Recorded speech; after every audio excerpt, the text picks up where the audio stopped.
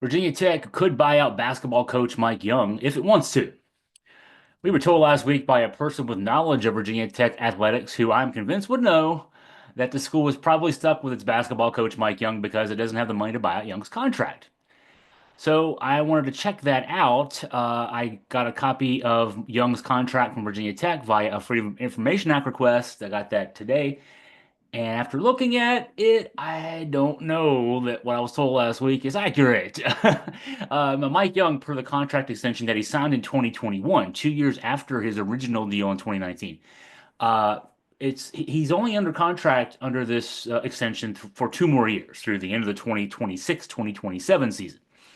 His salary for the next 2 years is $3 million a year, and the buyout after March 15th of this year drops to $4 million.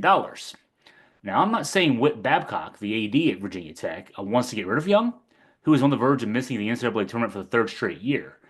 But if he wants to, he can, and it won't cost much, at least from my read of things.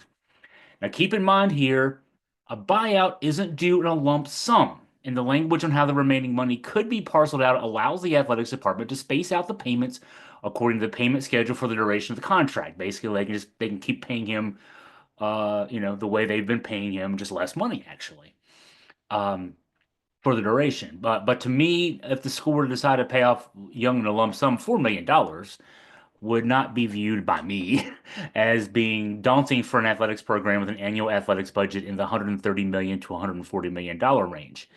Now, when I wrote about this last week, I also wrote about the Brent Pry factor. The issue with the football coach Brent Pry, whose seat is also getting warmer if it's not already, toasty. Three underachieving seasons since he signed in 2021. His total compensation, I got a copy of his contract also through this FOIA request, will be at 4.75 million for 2025 and 2026, each of those 2 years. It increases to 5 million for the final year of what's currently a 6-year deal in 2027. Now, per the details of his contract, if he were to be fired after the 2025 season, he would be due 70% of the value of his total compensation for 2026. So that'd be $3.325 million and 50% of the total compensation for 2027, which will be $2.5 million. That's a total of $5.825 million. That's rather, to me, AD friendly. The reason I say that, context on that, I have done all this work already on Tony Elliott, the UVA football coach's contract.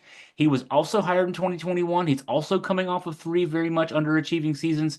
He's also under contract through 2027. So after the 2025 season, the school would owe him the entirety of his agreed upon total compensation through the end of the deal, which I estimate to be $9.475 million. The entirety of that, not 70% of this and 50% of that, the entirety of it.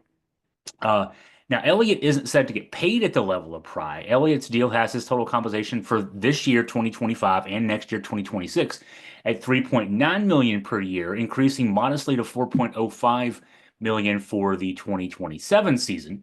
Now, there's an odd feature to Elliott's contract. His term ends on May 31st, 2028. So that, is 6 months after the end of the 2027 football regular season.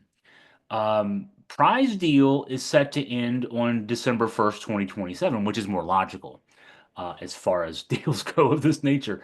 My read of the Elliott UVA contract is that it calls for him to be eligible for 2.55 million in supplemental compensation effective April 1st, 2028. I may be reading that wrong, but if it were to become an issue, you can bet that his lawyer would take some issue with that in court. That's why I'm factoring an additional 2.55 million into his contract. UVA folks might want to clean up that language. I'm not a lawyer, but what I see there as far as that goes.